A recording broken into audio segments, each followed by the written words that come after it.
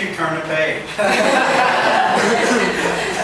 Fellow Toastmasters, future Toastmasters, and distinguished guests. One of the biggest fears that Judy pointed out that I see in this club, people are a little timid and shy to give evaluations, particularly to more advanced communicators such as myself or Judy or Highland. However, we have to overcome that if we're going to grow as a club. As we do that, there's evaluation. We need to understand what benefits the speakers. Now, in the U.S., when you're playing a game when you're a little kid and you're playing baseball and you miss, you say do-over, do-over. It means you get to do it again. It doesn't count towards the point. If you're playing basketball and you miss, oh, do-over, do-over. Normally in life, there's no do-overs. When you're giving that presentation in front of your company, you don't stand up and say, do-over, do-over. Oh, I'm sorry, do-over. This is the place where you have the do-over. You can make your presentation perfect. I've been in several clubs. I'm in 3 clubs in the U.S. Different clubs from different points of view. I'm in a university club. I'm in a club that I call the retirement club because everyone's over 65 and they're working on their 2nd and 3rd DTM. And I'm also in a working club. The working club, they often do presentations. We are their front part. We're the ones that give them the advice on how to change and what to do, what they did right, and where they need improvement. Now, there is benefit from evaluation, and we need to understand that. The first one is providing immediate feedback. As Judy said, you have 5 or 10 minutes. It's very quick. As a person gives a presentation, everything is soaked in as an evaluator. You're looking at their basic objectives, and you're giving it very quickly.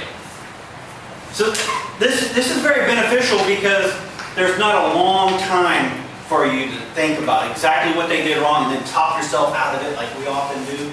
It's done immediately. It's fresh. It's like that milk that's in the refrigerator. You drink it, it's fresh and it's good. If you wait too long, it goes bad. The second one is the benefit is offering methods for improvement, because fundamentally that is what the evaluator is here for. That is why we're in Toastmasters. Everyone here is a support network.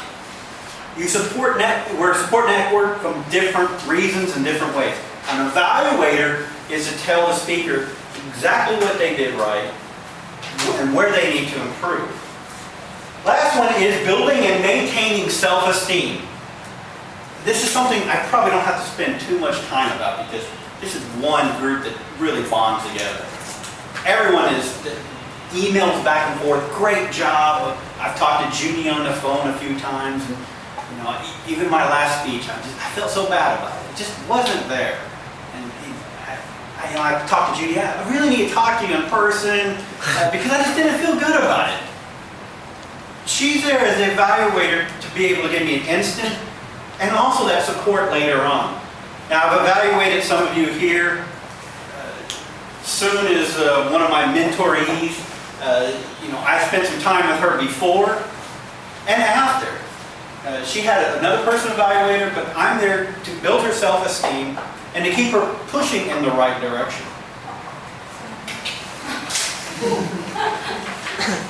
Now, in evaluating, the typical method with Toastmasters is what they call the tell and sell.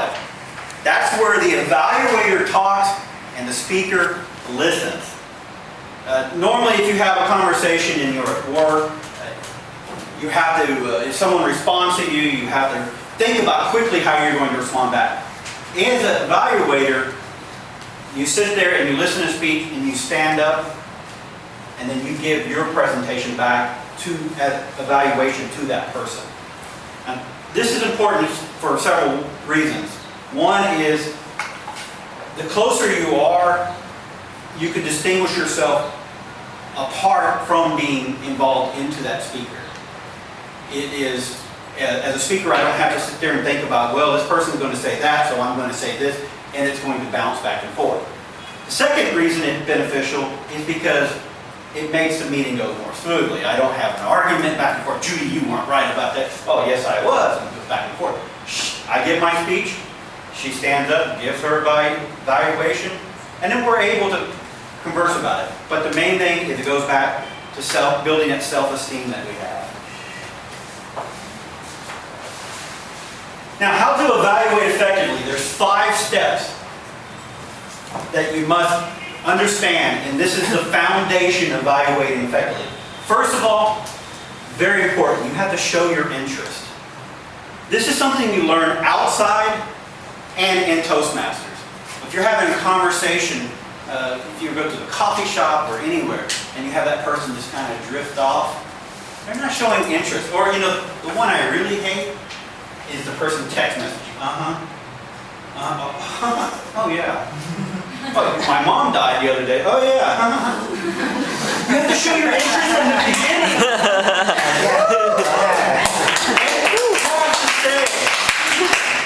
The second, and the very important, is be prepared. Even as an evaluator, this is impromptu speaking. You have really no idea what the speaker is going to talk about. You have their objectives, you have their manual, and you have an idea of what they're looking at, if it's an icebreaker or whatever, but you have no clue what they're going to talk about. So you have to come to this meeting prepared. There's several different ways to do that. Now the third one is to personalize your language. And this is important because we want a bond connected between the speaker and the evaluator. Fourth is evaluate the speech, not the speaker. Lastly is to promote self-esteem. Going over each of the 5 steps.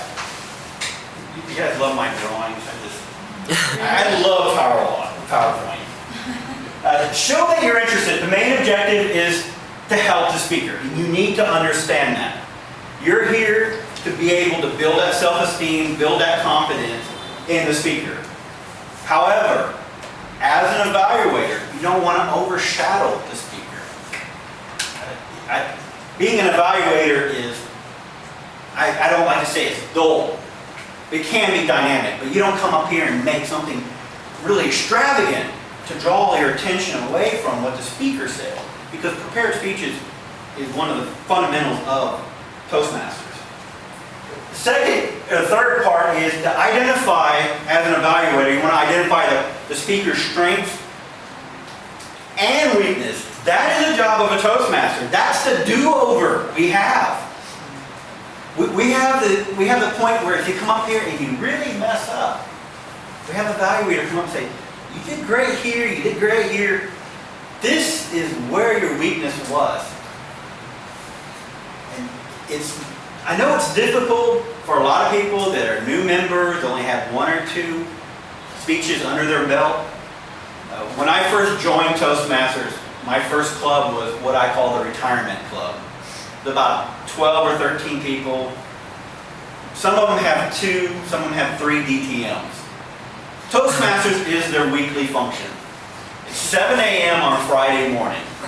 Who's going to go to that? But I went there, and after 2 speeches, they said, Doug, you're going to evaluate us.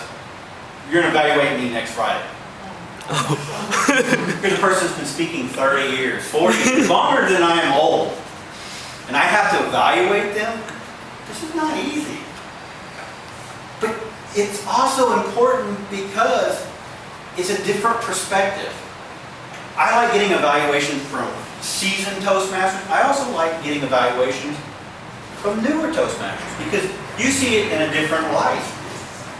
Judy may give me an evaluation talking about vocal variety, my stance, maybe moving around too much.